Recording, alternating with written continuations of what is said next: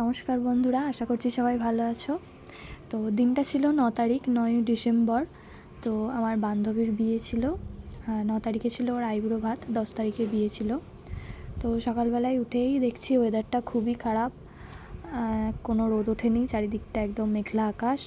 তো সকাল সকাল উঠেই করে নিয়েছি মেহেন্দি। বান্ধবীর বিয়ে বলে কথা, মেহেন্দি না করলে হয়? যাই হোক, মেহেন্দি টেহেন্দি করে স্নান করে গেছিলাম একটু ছাদে বসতে, যে চুলটা রোদে শুকাবো, কিন্তু বাবা কোনো রোদের পাত্তাই নেই। তো বাধ্য হয়েই নিচে চলে এলাম।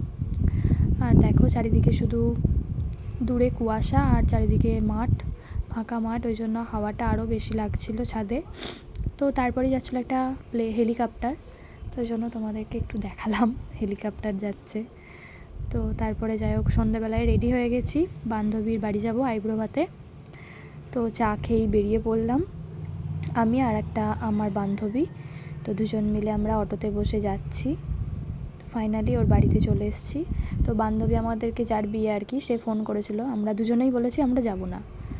তো একটু খুব চেঁচামেচি করলো, তো ও জানতোই না যে আমরা যাচ্ছি। তো গিয়েই দেখছি ও জল ভরছে বালতিতে। তো সেই জন্য একটু দেখালাম। তারপরে যাই হোক, গিফটগুলো ওকে দিলাম, ওকে বললাম খোল। তো এটা হচ্ছে আমার ওই বান্ধবীটা দিয়েছে, তুলিকা ওর নাম। তো দেখো খুব সুন্দর করেছে, একটা ওর বর আর ওর ছবি দিয়ে কোলাজ করে দিয়েছে, ফটো ফ্রেম একটা। আর এটা ছিল একটা গণেশ ঠাকুর, গণেশ ঠাকুরটাও খুব সুন্দর। তো যাই হোক দেখো, তো আমাদেরকে একটু দেখালাম। এরপরে এটা হচ্ছে আমার গিফট, আমি একটা ওকে সোয়েটার দিয়েছিলাম। তো যাই হোক, তারপরে গিফট খোলা হলো, তারপর ওদের এখানটা কি মণ্ডপটা একটু দেখালাম। এরপর বান্ধবীর শাঁখা পরার পালা। তো বান্ধবী শাঁখা পরছে, আর ওদিকে আমার আরেকটা বান্ধবী ওর চুলটাকে ঠিক করে দিচ্ছিলো। আমি শাড়িটা পরিয়ে দিয়েছিলাম আর ও চুলটা বেঁধে দিচ্ছিলো। তো যাই হোক, আমরা আর কি ওকে সাজিয়ে গুজিয়ে দিলাম। তারপরে একটু আমরা তিনজন মিলে একটু ভিডিও বানালাম। দেখো এই যে আমরা ভিডিও বানাচ্ছি। তো তারপরে বান্ধবীর ফটোশ্যুট হচ্ছিলো।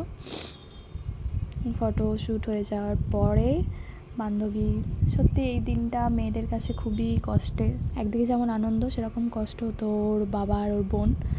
তো খুব কাঁদছিল, ওকে পরে দেখাবো বলে এটা করে রেখেছি। তো আমরা এই পাশ থেকে হাসাচ্ছিলাম ওকে। আর এখানে হচ্ছে ওর আইবুড়ো ভাতের থালি, আর একটু ছবি তুলেছিলাম, বান্ধবীকে সাজাচ্ছিলাম যখন। বান্ধবী একদম বিয়ের আনন্দ আর ধরছে না, এত হাসি। তো যাই হোক, তারপর আমরা একটু ফটো তুলে নিলাম। তোলার পরে এবার যেহেতু রাত হয়ে যাচ্ছিলো, শীতকালের রাত, অনেকটাই বাড়ি ফিরতে হবে আবার, সেই জন্য আমাকে গেছিলো বাবা আনতে। তো আমরা ভাত খাচ্ছি, ভাত, ডাল, বেগুনি ভাজা, মাছের ঝাল, তারপরে ফুলকপির তরকারি, এইসব ভাত টাত খেয়ে বেরিয়ে পড়েছিলাম। যাই হোক, বাড়ি আসার সময় খুব কুয়াশা ছিল, টোটোয় করে চলে এসেছি বাড়ি। তো দেখা হচ্ছে পরের কোনো একটা ব্লগে। আজকের মতো এখানেই শেষ করছি, টাটা।